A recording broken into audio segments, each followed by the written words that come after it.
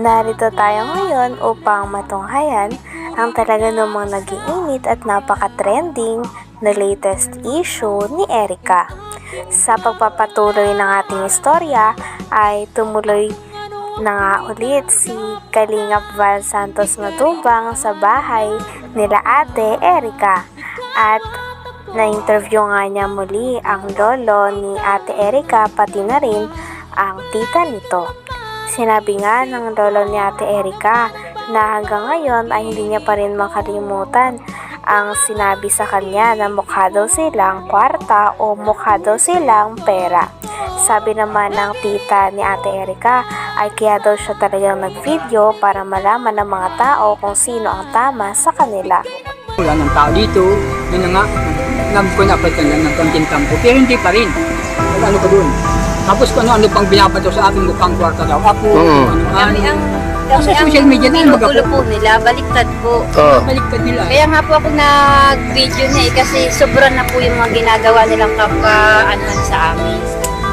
Para po malaman po ng mga tao kung sino po sa amin tama. So, po sa mga paratang po nila eh. Nandyan din po yung ebidensya na sinasabi nila sa akin, nandyan hindi ko ini-erase yung mga text.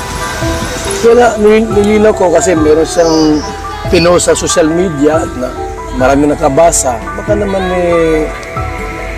yung sinasabi niya meron din katotohanan. Kaya pumunta ako dito. Hindi po kami natatakot, Kuya Bal. At ang nakakatotohanan lang. totoo niya, tutusan niya. Ako ang marunong akong magkuhan sa Yan Kuya Bal, babae na yan. Ito yun. Opo, yan. Ito yan ha? Opo, yan. Ito yan ang mga kalingap po. So yan o. butong ginawa. Pinakita pa nga ni Kalingap Val Santos Matubang ang picture ng naninira kay Lolo Miguel at sa tita ni Ate Erica pati na rin sa buong pamilya nila. At sinabi nga ni Lolo Miguel na hindi naman totoo ang kanilang mga pinagsasabi at kaya nga daw nag-video na ang tita ni Ate Erica nang sa ganon ay malaman ng mga tao ang mga kasinungalingan na sinasabi sa kanila. Talagang nagagalit na nga si Lolo Miguel dahil napakaraming sinasabi na hindi totoo dahil sa kanila, lalo na nung lumabas pa ang isang post ng isang babae na involved din sa pag-aaway ni Ate Erica at ng kanyang pamilya. Ano? Nakialam sa buhay ninyo. Hindi ko po alam. Lagi po kausapin nila eh. Ano? Tapos sinisira-siraan kayo. Hindi ko po nakikita. Ngayon lang yan. Ngayon ko lang nakikita sa telepon. Yung pong sabing ano niya, yung syuta po niya. Sino shoota? Ano, ang Jowa nito? Jowa po niya. May jowa ito, tumboy? Ang pangalan? Si Amy. Basta yung kung nagpunta dito po ng mga ilang. May girlfriend. Opo. Yun po ang nagpunta dito. Yun po ang nagano. Pero mabait naman po yun. Mabait naman yun. Pumunta rito. Punta dito. Anong ginawa rito? Yun po, nagpunta po dito nung nandito pa po nung sila Erica na nakatira. Mayroon ka palang jowang tomboy? Wala mo bang pakialam dyan kung may jowa ka o wala? Pero mabait po yun. Yan lang. Ngayon, sinong pera yung ginamit? Pera nila o pera ni Junel? Kaya yun. Yun eh po yun. Kami po ang magpapatunay po doon. Grabe at todo nga ang pagsalungat ng lolo ni Ate Erica sa mga message at post na binabasa sa kanya ni Kalingap Val Santos Matubang. Talagang walang katotohanan daw ang mga ito dahil lang totoo daw ang sinasabi nila. Talagang hindi nga din daw sila natatakot dahil alam din nila sa sarili nila na nagsasabi sila ng totoo. At kitang-kita din na naniniwala naman si Kalingap Val Santos Matubang sa sinasabi ng pamilya at lolo pati na rin ng tita ni Ate Erica. Grabe at patagal ng patagal ay mas lalo na nga umiinit ang mga balita tungkol sa issue ni Ate Erica. Sino nga ba ang talagang may mali sa issue na ito? po, tumigil kayo kung ayaw ninyong malaman ang katotohanan ng mga tao na binabaliktad ninyo sa amin na wala namang kaming alam. Wala naman sa akin. Ayun, kasi andito lang po ako mga kalinga para i-clarify ito. Ayoko naman po na parang daldal ko tapos yung pala tama si N. Punyakay Torres. Yan o. Hindi namin yung Ayun, Lolo Migs, ano kaya yung topic natin dito? Diba, pera at ikaw ang may hawak yung pera, hindi si May. Dahil kayo ang bumili ng gamit.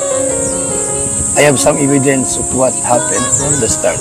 Yung pirang yun, ibinibigay lang sa akin para bumili ako ng mga mga gagamitan sa bahay. Pero nasa kanya ang pira, siya ang na-withdraw. Siya ang uli-uli mag-asawa sa dai. doon na sila natutulog. Doon sila natulog. Pag makain sila, hindi gusto ng ulam dito, doon sila nakain sa dai. Sino? Yung sila? Asawa. Sila May. Sila May, yung tatlo. Buhay ray na.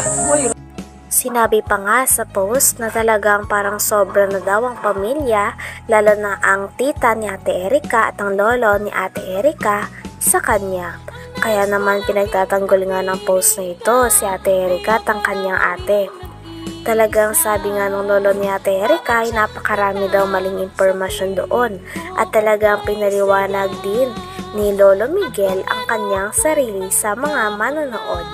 Talagang marami pa nga mga bagay na hindi nalilinaw tungkol sa issue na ito, kaya mareresolba pa kaya ang mga ito? Dahil nagagalit na nga talaga si Lolo Miguel pati na rin ang tita ni Ate Erika. Talagang habang patagal na patagal ay mas umiinit na nga ang issue nito. Sino nga ba ang tunay na may mali? Ang pamilya ba ni Ate Erika o sila Ate Erika at ang kanyang ate? Buhay ray na nga. Nangyayari. Ano? Talaga. Uuwihan dito ni isang mansanas, hindi man lang bigyan yung apo. Grabe naman. Ayun. Kaya po, kasi nangalingan po yung sinasabi po niya ni Amy Torres. Alam ko po na lagi yan kausap po ni May, magdamag-damag, magkausap po yan lagi dyan po sa kwarto. Yan po lagi ang magkausap. Saka si Sheila May. Umpisa pa po nung hindi pa po luminitaw si Sir John A, magkausap na po yan. Hanggang dumating si Sir John A, sila na po lagi ang mag-uusap. Hanggang ngayon, sila po ang laging mag-uusap. Nasa likod po si Sheila May kay Amy Torres, siya po yung nagbibigay yata po ng update. Okay. Kaya kumakalat po. Bibigay ng mga salita para kumalat sa kanila. Parang tinatakot pa kayo ah.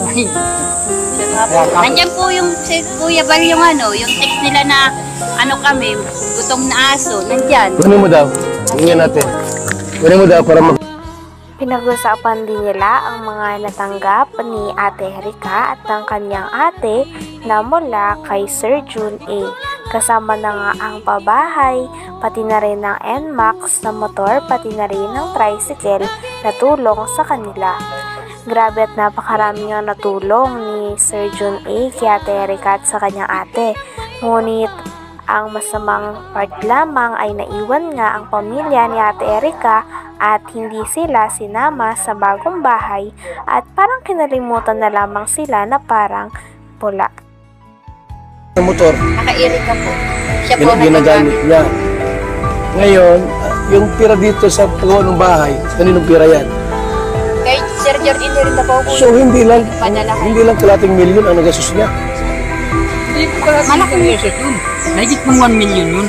Ang alin? Ang halaga nun. Ang alin? Yung bahay ko yun. Itong bahay na ito, higit 1 milyon. Hindi po makakapagod natin yung mga Ito kinuha po, ko mga nakakita. yung asawa nito. Yan. Ginawa ko O, ayun ang ebidensya. So tayo, kung tutusin, kung pintahin lahat, baka mga 2 milyon ang tirang binitiwan ni Sila lang Jun A. nagpaganda. baka higit hanggang loob ng bahay. Hindi, kasi may inmax pa. May motor, sidecar, may lupa pa sa dait. Grabe, mayaman si Jun A pala, no? Kaya nga po sabi ko po, tumigil kayo kung ayaw ninyong malaman ang katotohanan ng mga tao na binabaliktad ninyo sa amin na wala namang kaming alam. Wala naman sa akin. Ayun, kasi andito. Hanggang dito na lamang muna ang ating napakainit, nagtitrending at talaga namang mas nakakaintriga na issue ni Ate Erika. Maraming salamat sa inyong panonood.